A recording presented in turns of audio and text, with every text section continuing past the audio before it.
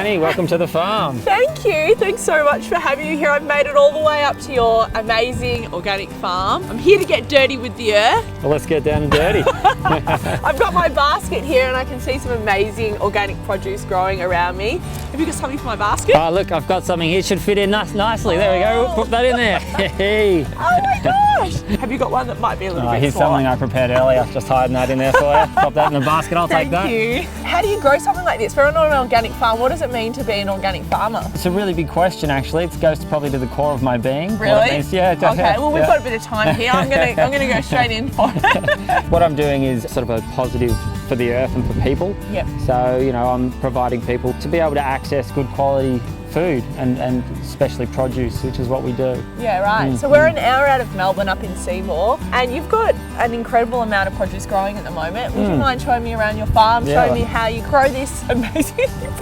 pumpkin? I'd love to. Yeah, let's go. Alrighty. What are these seedlings here? These are our purple kohlrabi seedlings. They've been in the ground for about 3 weeks and they'll be ready in about another 2 months probably. We'll let them grow about that big. And as you can see, we've got about 200 in. And then we go down to the Tuscan kale and we've got cabbages here. So there's lots of variety planted quite close. Yeah, right. Yeah. So I wanted to show you here a flat leaf parsley crop. And as you can see, we've covered the soil with a bit of sawdust mulch. Okay. Just to keep the moisture in and give the worms a bit of cover from the birds and the sun. So how do you achieve a healthy soil? We achieve a healthy soil by feeding the soil with composted chook manure. And then we mix that with crushed rock. And then that goes out onto the soil before each crop usually. Yep. If it feels like the soil needs a bit more of a boost, then we'll add in liquid seaweed and liquid fish. And the liquid seaweed helps the biology of the soil. And the liquid fish is a bit of a nitrogen boost for the plants. Yeah. Has this spot always grown parsley? We had onions in here, and then before that we had broccoli in here. So we do a crop rotation. There's many different kinds of crop rotations you can do. I kind of stick to a bit of a biodynamic one, which is fruity, rooty flowers and fallow. That was a bit of a tongue twister there. That sounds like a nice tea. Fruity, rooty flowers and fallow. Let's have some. That's quite a basic crop rotation. There's more complicated ones. Yep. But that seems to work well. So why do you have to rotate crops? The basic idea of crop rotation is that the soil bacteria and the bugs will get used to a crop being there. So if you grow it in the same place year on year, all those you can get the bugs and diseases in the soil living there, making home. And then if you plant it the next season or if you plant it again straight away, those bugs will just come and attack that plant, can do that.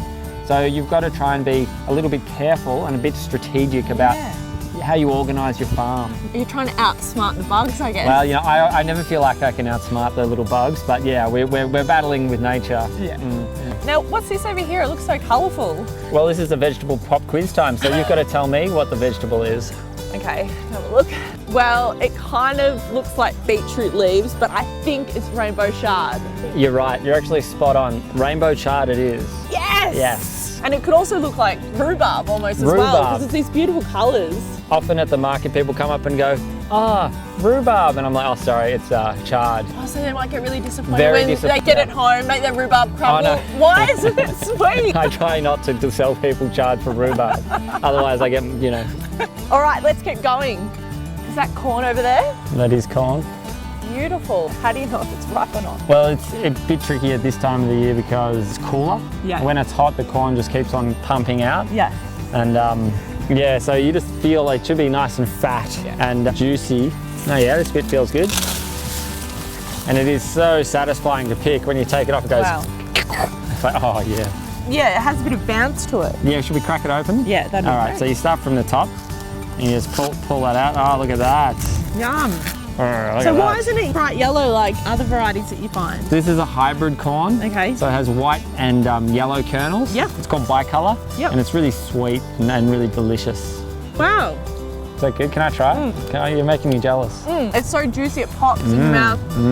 It's so sweet. Oh yeah. You don't actually need to cook Well, it. Like it's really yummy like this. You're meant to cook corn. I know, but hey, I'm all about raw food. Okay, let's get into it. Let's get lots of starch in our belly. Woo. No, but it is really sweet and it's beautiful. That is yummy. And what's through here? I can see a whole lot of chilies. Wow. Look at that. Are these little habaneros? They are. These are the small ones. They're Yeah. like the hottest chilies you can get. They're One of them. Very hot. Very hot. They're actually about 500,000 chili decibels. Can you eat one of those raw? You can. It's too hot for me. So the hottest one is 1.8 million decibels, which Yeah. is like, you know, the Indian death chili or whatever they call it, the ghost chili, I the think. ghost chili, yeah. Yep. This is about a third of the power, but Wow. still, if you ate this now, you would cry. You'd feel You'd be in it. tears. Yeah, I don't think I want to eat that one. No one wants to eat this. But if you chop it very fine, it's great in burgers, in Yep. mince. You mix it with your mince and your garlic and your herbs. Nice. Take some habaneros. So this is our salad bar. Wow. Yep, so this is rocket, as you Yep. probably well know. Beautiful. Peppery. And the next one we have up here is the tatsoi. With all the salad here, I know with my rocket at home, it gets eaten by pests. How do you manage pest control on an organic farm?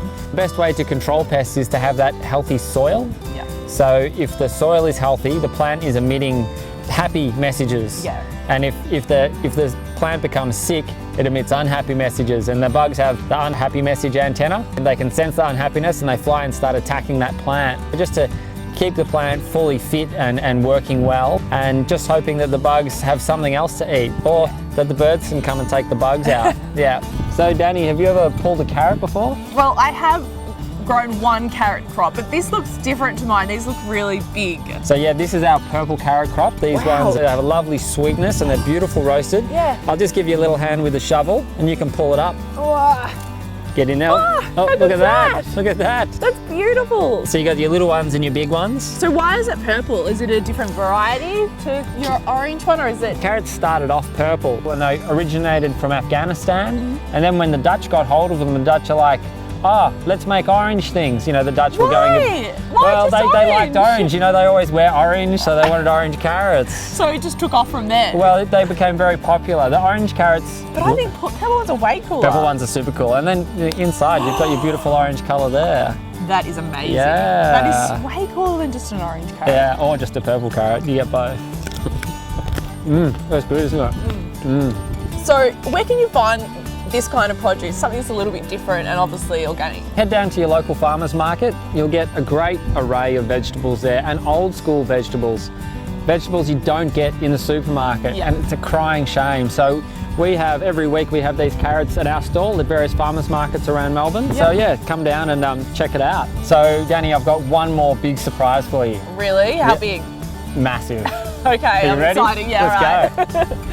Can I add this to my basket? Oh yeah, let's put the carrots in for sure. Awesome. Beautiful. All right, we're back to the pumpkin patch. What's going Well, on? this is the final surprise of the day. Yeah. Yeah. Come and check this out. Oh. This is a whopper.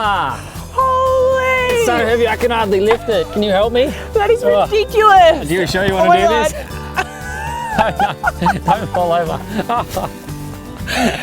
So heavy. That's I hope I didn't ruin your No, pumpkin. no, they're tough. I just want to thank you, Farmer Robbie, for growing such wonderful produce for everyone, not just yourself, for sharing your love of organic farming with me, and for truly living a wholehearted life. You are an inspiration. My pleasure, guys. Thanks for coming up. It's been great having you and meeting with you again. And I'm so glad you can get the message out to people, because that's what we need. I finally got my hands dirty. You did very well. Look at you. You grubby thing, you. I've got so many goodies to cook with now. Thank you so much.